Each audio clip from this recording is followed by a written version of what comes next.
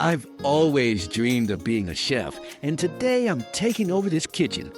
First, I gather my favorite ingredients, acorns, nuts, and a sprinkle of wild berries. Cooking is all about creativity, right? I start by chopping the acorns into tiny pieces, perfect for my fluffy little paws. Next, I mix everything in a bowl, adding a dash of cinnamon for that extra flavor. Did you know squirrels can taste sweet and savory? It's true! Now I'm rolling the mixture into tiny balls, just the right size for a quick snack. While they bake, I can't resist a little dance. Cooking is fun!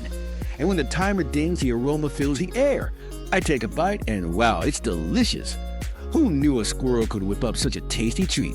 Time to share with my friends. After all, cooking is better when you share the love.